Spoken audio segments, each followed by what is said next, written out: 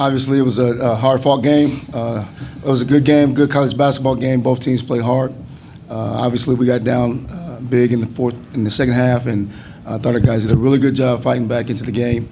A lot of teams may have given up in that situation, but I was very, very proud of our guys for the way that they fought back and had a chance to win, come down to 1 or 2 possessions, and they made a few more than we did and won the game. Scott Holland, Donna Voice. Kobe, did everything look good and feel good on that last shot? Did you think it looked like it was going down? In my mind, I probably should have shot the first one. I crossed over and had some space, but it is what it is. Brandon, they came out on fire from 3 early. Did you guys think that eventually they would just cool off, or was it you guys had to make some big adjustments right away? No, I mean, we knew they were capable of hitting shots. It was just a matter of us improving our defense, making them feel our presence. We didn't do that. What was the difference that got you guys back into the game when you did fall down by about 15? I think Brandon said it.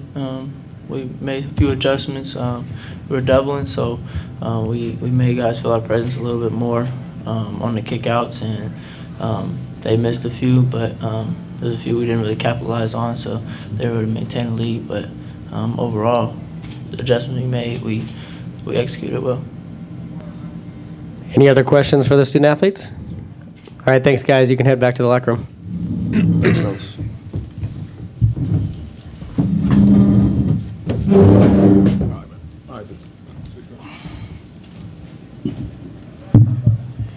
Questions for Coach? Coach, what was it that kind of got you guys back into the game and kind of turned that corner there to get back into it? I think, like the player said, feeling our presence more. We switched our ball screen coverage a little bit, and then we switched and cross matched with Brandon, put him on number 5 pretty much the last 10 minutes, and then that allowed him to double. So, but they still made some big shots down the stretch. Kobe's just been that guy for you when you need a big shot, and he really kept you guys in it early and got you back in it late. What kind of growth have you seen from him this season? Well, I think a lot of his growth it doesn't show up in the stats. He's an extension of the coach, extension of the culture, and what we try to do on and off the court, in the classroom, in the weight room, and on the basketball floor. And this year in particular, with him being a sophomore, just being more of a vocal leader. He knows how to play the game of basketball.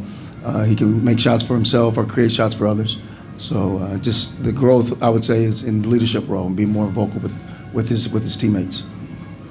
Coach, what are your thoughts on NDSU, the fact that they don't have any seniors? Well, I think it's similar to us. We have one, Brandon Gilbeck. Both teams are fighting. We knew it would be a very physical game, competitive game, and we'll come down to 1 or 2 possessions. And we made a few adjustments in the second half and got back in the game, had a chance to go up. I was very, very pleased with our looks that we got in and around the baskets.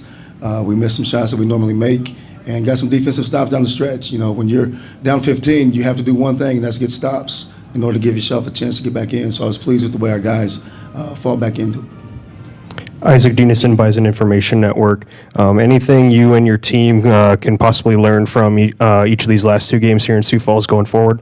It's hard. We're looking at the film and see from an X and O standpoint, but just the overall experience, as you mentioned, we're young too, in terms of starting 2 freshmen, a sophomore, a junior, and 1 senior. So I think there's a big step forward for our program in terms of winning that first game.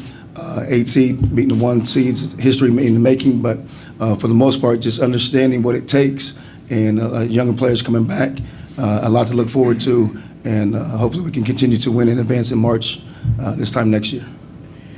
You did a lot of different rotations, a lot of lineup juggling. Was that just kind of finding those guys who could flip that switch for you? Because there were some guys some lineups that maybe didn't play a lot together this season that got a lot of minutes on the floor as 5 guys.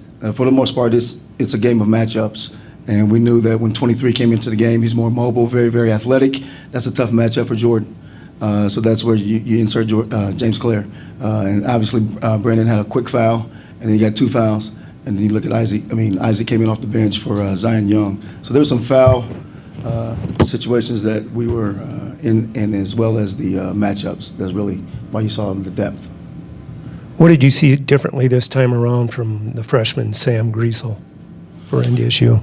Well, I mean, he's always been confident with his shot.